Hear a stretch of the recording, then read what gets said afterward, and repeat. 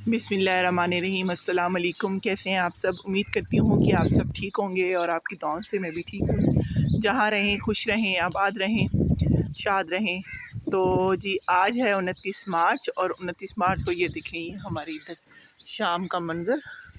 ये जी अभी अफ्तार को आधा घंटा लेट है और ऐसे लग रहा है जैसे कि बस ये देखिए कितने गहरे और काले बादल आए हुए हैं। ये दोपहर में हमारी तरफ बारिश भी हुई थी, लेकिन वो हल्की हल्की हुई थी, इतनी नहीं हुई थी। लेकिन अब जो बादल हैं वो काफ़ी गहरे बने हुए हैं और हवा भी वाह चल रही है ना। तो ये देखें, नहीं बेटा नहीं, छोड़ दो उसे, छोड़ दो। मैं उसको देख रहा हूँ। किसको देख रहे हो? इसको। मैं इसको टेस्ट करके देख रहा हूँ। अब ये जो फूल है ना, हाँ। ये जो है ना फिर आपके अनार बनेंगे।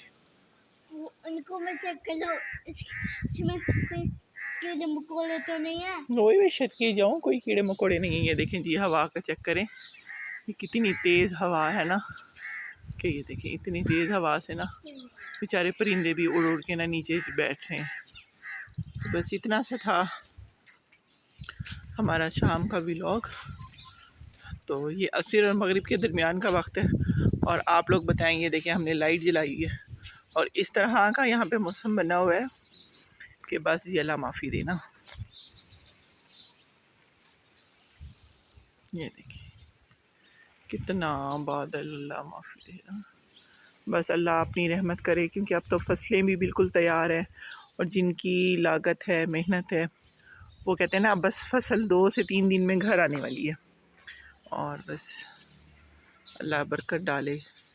ये देखें जी हमारी शाम के ना बल्ब भी जल चुके हैं और इस तरह से मौसम है कि बस।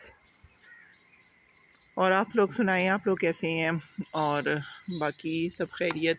तो क्या वजह आजकल व्यूज़ थोड़े कम आ रहे हैं ना, तो मैं भी थोड़ी सी बिज़ी हूँ क्योंकि रमज़ान शरीफ चल रहा है, तो साथ में फिर बच्चे की स्कूलिंग भी हो जाती है और फिर घर को भी मैनेज करना होता है, सारा कुछ करना होता है। क्योंकि आजकल हमारे गांव में जो है वो मेड्स मिलती नहीं है, क्योंकि जो होते हैं ना यहाँ पे लेबर, तो वो इधर उधर गांव में बस्तियों में निकल जाती हैं, क्योंकि गंदम की कटाई अब शुरू है हर जगह पे।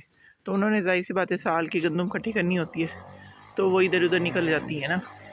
तो मेरी जो काम वाली है वो भी इसी तरह से है कि जब मेरी फसल कटने को आएगी तो फिर वो दूसरी तरफ से फारिग होकर फिर इधर आ जाएगी।